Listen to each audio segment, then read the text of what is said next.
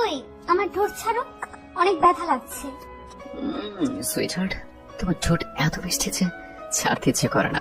কেন, এর আগেও তো অনেক খেয়েছো, তখন কি মিষ্টি লাগেনি? হ্যাঁ লেগেছিল, বাট তখন তো তুমি আমার দুষ্ট দুষ্ট বেস্ট ছিল, আর এখন তো তুমি আমার মিষ্টি বউ।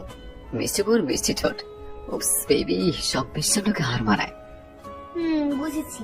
এবার প্লিজ ছাড়ো, ফ্রেশ হয়ে আসি। না, আমি আরো আদর করবো। আমি কথাটা বলে বর্ষায় হাত দুটো শক্ত করে চেপে ধরলাম।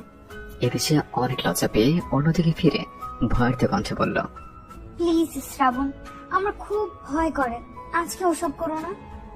ওসব কি শোনা, আমরা তো আজ বাসর করবো। আজকে না প্লিজ, আমাকে কিছুদিন সময় দাও। এই শাকচুন্নি, এতদিন তো বিয়ের জন্য পাগল করে দিচ্ছিলে, এখন বাসর করতে ভয় পাচ্ছ কেন?